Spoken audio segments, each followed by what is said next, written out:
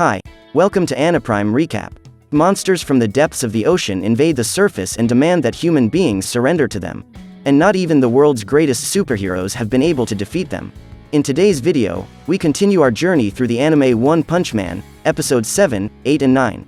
The Heroes Association discovers the presence of a meteor, which is rapidly approaching Z City. Since he belongs to the S-Class hero category, Genos is called upon to help in the mission to stop that flaming rock from crashing into the Earth's surface. When the man arrives at the association building, he meets an old man named Bang, who was ranked 3 in Class S. The man reports that all S-Class heroes were summoned to the mission, however, the two of them were the only ones who answered the call. This was because the threat level of that mission was Dragon, i.e., the worst-case scenario. In just 30 minutes, the meteor will hit Z City and devastate the entire site, as well as the surrounding cities. Due to this imminent risk, the other superheroes decided to abandon the mission and take their families away from that place. Bang advises the man to do the same, as there was no way to stop the meteor's impact. Genos asks why the old man didn't leave town like the others, and the man reveals that he has a dojo that has been in his family for generations and he couldn't leave it. The residents were trying to leave the city, however, traffic was jammed and they would all eventually die on impact. The cyborg then decides to embark on that mission alone. He takes advantage of the situation to test his newest prototype, which increased his incineration power even more. Just as he was about to act, Metal Knight, the Class S Rank 7 superhero, appeared. His intense firepower allowed him to set his opponent on fire along with everything around him. Genos asks the machine for help in eliminating the threat, but Metal Knight refuses, claiming he is only there to test his new weapon. The man's life was not at risk, for what was in Z City was only a remote-controlled drone. That being the case, he didn't care if he could, in fact, neutralize the target. Even after Metal Knight fired his missiles, the meteor continued to fall, and now even faster. If nothing was done, in the next 30 seconds, the flaming rock would hit the surface. Then Genos uses his incineration cannon and decides to give it his all in a single blow. At the end of the attack, the cyborg is exhausted and confident that this will be his tomb, for his attack had no effect. At that moment he hears his master's voice. Bang, who was standing next to the man, is startled and asks who that egghead is. Saitama claims that he is just a guy who works as a superhero for fun. He then flies up to the meteor and, with a single punch, smashes it into millions of little pieces. These small rock fragments spread and fall everywhere, destroying most of the city. 3 days had passed since that incident and no one had died. Although he was not able to stop the meteor from falling, Saitama's action was crucial so that the city was not entirely annihilated. This heroic act moved Genos up from S-Class rank 17 to rank 15, while Egghead went from C-Class rank 342 to rank 5 of the same class. If after Saitama's attack the city had remained intact, he would have risen to S-Class rank 5. While walking the streets to check the damage, Tanktop Tiger and his brother, Tanktop Black Hole, Class B superheroes, show up and accuse the bald man of being a fraud, claiming that he took credit for the work done by the Class S heroes. Those men claim that Saitama cheated to advance in the rankings. So, to get back at him, the brothers start accusing him, publicly, of being responsible for the destruction of the city. The crowd approaches and soon starts saying that Saitama is to blame for them losing their homes. Eventually, everyone pressures him to give up being a superhero. Suddenly, the Tanktop brothers claim that the microscopic hair is getting ready to fight, but in fact this was just an excuse to challenge him. However, Saitama quickly manages to defeat them and claims to the crowd that it was he himself who shattered the meteor.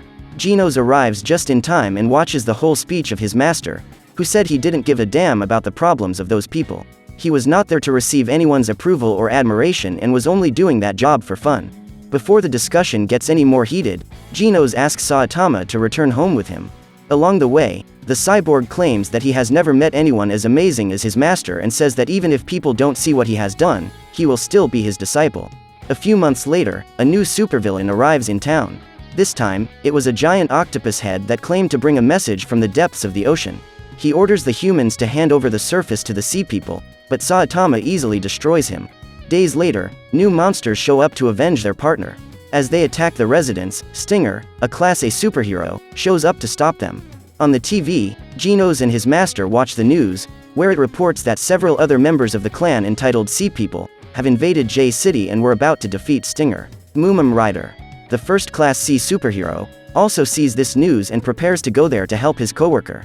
Meanwhile, Stinger continued to resist. He had already eliminated several of those monsters, but his energy was depleted and there were still 5 creatures left to defeat.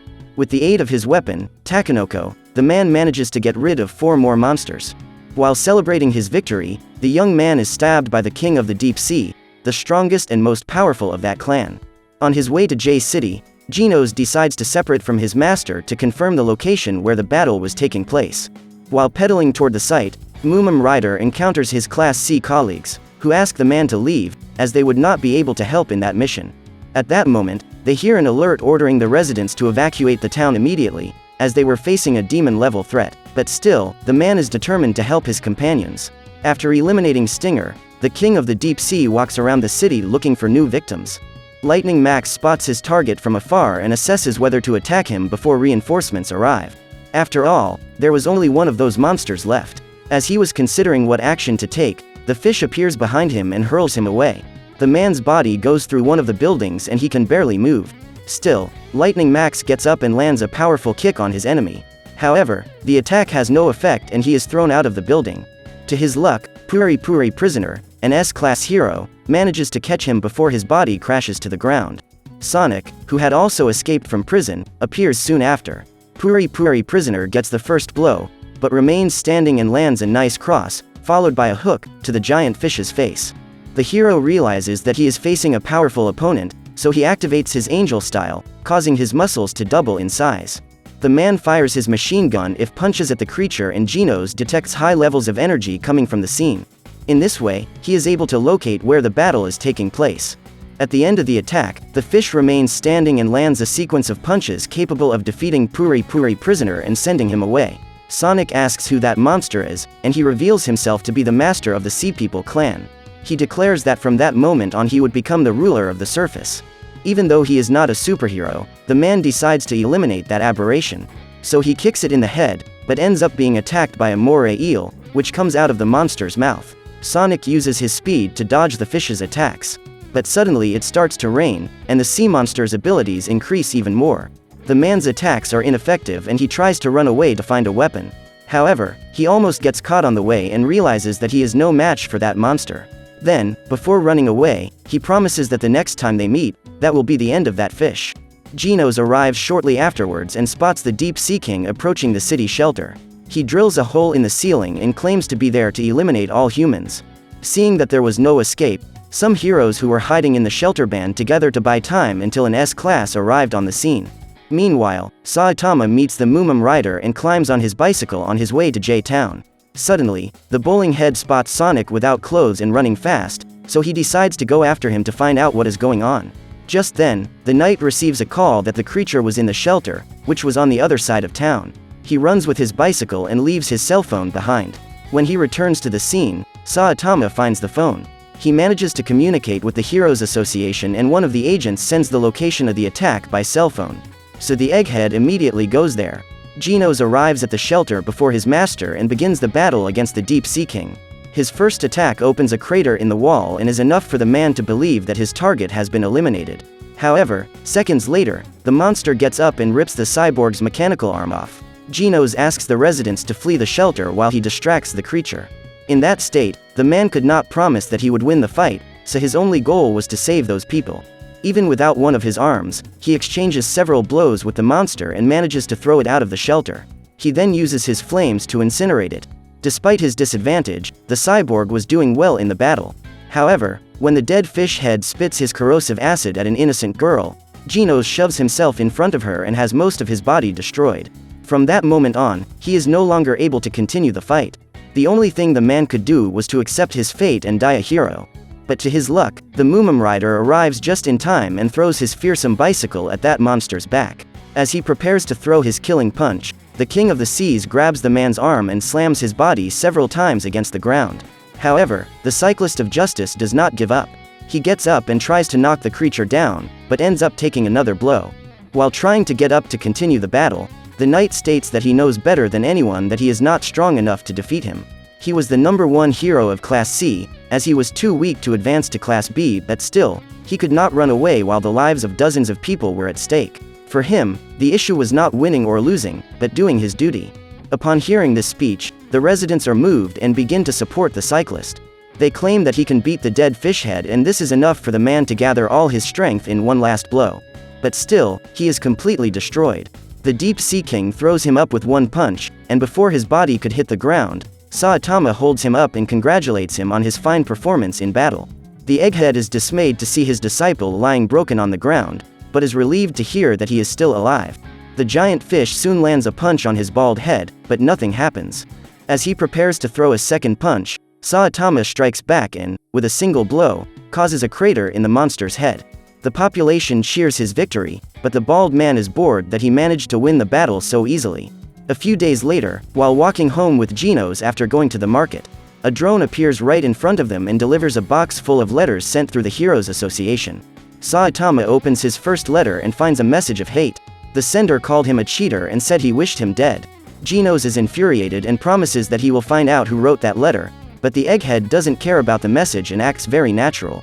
In that instant, the cyborg remembers what happened after his master defeated the monster fish.